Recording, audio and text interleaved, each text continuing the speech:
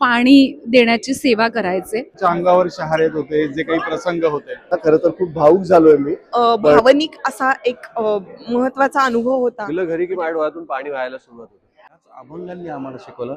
मी स्वतःला भाग्यवान समजतोय की नमस्कार. आज एका अप्रतिम अशा आध्यात्मिक अनुभवासाठी मी इथे आलेले आहे, ते म्हणजे अभंग तुकाराम. माझे सगळ्यात आवडते संत कोण असतील तर ते संत तुकाराम महाराज. माझी पूर्ण फॅमिलीज ही वारकरी संप्रदायातली आहे आणि मला या निमित्ताने सांगायला आवडेल की माझे वडील जे आता हयात नाही आहेत, पण ते असताना साधारण एक 10 वर्ष ते वारीमध्ये पाणी देण्याची सेवा करा. नमस्कार, मी स्मिता शेवाळे. अभंग तुकाराम आमचा 7 नोव्हेंबरला रिलीज होतो आहे आणि त्या चित्रपटामध्ये मी अवलीचं पात्र साकारते आहे.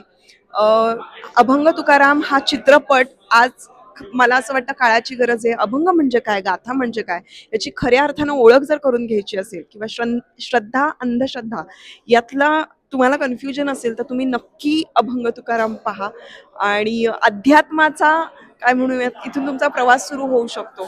तर अभंग तुकाराम हा माझ्यासाठी खूप भावनिक असा एक महत्त्वाचा अनुभव होता. म्हणजे माझ्या पूर्ण चित्रपट कारकिर्दीमध्ये अशा पद्धतीचा चित्रपट आल्यामुळे मी स्मिता म्हणून समृद्ध झाली असं मला वाटतं. कारण अध्यात्म काय असतं हे आपल्याला योग्य वेळी कळणं खूप गरजेचं आहे. हा चित्रपट करत असताना मला खूपशा गोष्टी रिअलाईज झाल्या. मला खात्री आहे की जे कोणी हा चित्रपट बघतील त्यांनाही एक वेगळी अनुभूती मिळेल. रामकृष्ण हरी. अभंग तुकाराम हा सिनेमा संपूर्ण महाराष्ट्रात प्रदर्शित झालाय, जगभरात तो पाहिला जातोय. मी ह्या सिनेमाचा भाग आहे याचा मला अत्यंत आनंद होतोय आणि मी स्वतःला भाग्यवान समजतोय की या सिनेमाचा मी एक भाग होऊ शकलो. कधी काळी पुढे कधीतरी मी काहीतरी पुण्यकर्म केले असतील आणि माझ्या पूर्वजांचे काहीतरी पुण्यकर्म असतील म्हणून या शिवराज अष्टक असो किंवा अभंग तुकाराम सारख्या संत परंपरेतल्या या सिनेमांचा मी भाग होऊ शकलो. अभंग तुकारामच्या बाबतीत मला एक वेगळी अनुभूती मी स्वतः प्रेक्षक म्हणून सिनेमा पाहताना सुद्धा मला वेळोवेळी जाणवली आणि तुकाराम महाराज त्यांनी दिलेलं अगाध असं तत्वज्ञान या सिनेमाच्या माध्यमातून मला सुद्धा स्वतःला थोडंफार का होईना अनुभवता आलं. ते अगाध आहे.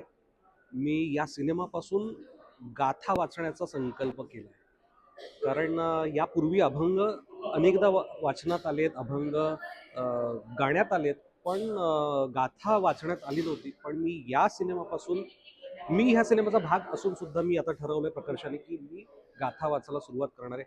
हाच काय तो या सिनेमाचा माझ्यावर पडलेला एक प्रभाव आणि एक बदल असं मी म्हणू शकतो. आणि त्यामुळं अभंग तुकाराम हे खरंच अभंग कसे आहेत, हे लढण्याची प्रेरणा कशी देतात, जगण्याची प्रेरणा कशी देतात, हे सगळं अनुभवायला तुम्ही सगळेजण कृपया जवळच्या चित्रपटगृहात लवकरात लवकर पोहोचा आणि अभंग तुकारामांच्या या अभंगांची अनुभूती घ्या. रामकृष्ण हरी. नमस्कार, रामकृष्ण हरी. मी दिग्पाल लांजेकर. आत्ताच आमचा अभंग तुकाराम हा चित्रपट रिलीज झालेला आहे आणि सगळ्या चित्रपटांमध्ये खूप छान पद्धतीने त्याला प्रतिसाद मिळतो आहे. अभंग तुकाराम ही केवळ एका संताची चरित्रगाथा नाही आहे, तर त्या संतांनी निर्माण केलेल्या संपूर्ण तत्त्वज्ञानाची गाथा आहे आणि ती मांडण्याचा एक प्रामाणिक प्रयत्न आम्ही केलेला आहे आणि त्याला खूप छान प्रतिसाद मिळतो हे बघून खूप छान वाटते आहे. आणि खरं सांगायचं तर हा संपूर्ण प्रवासच खूप सुंदर होता, खूप छान होता, स्वतःला प्रगल्भ करणारा होता, खूप शिकवणारा होता. अनेक वेळा खूप अडचणी आल्या, त्या अडचणींवर मात करायला पण याच अभंगांनी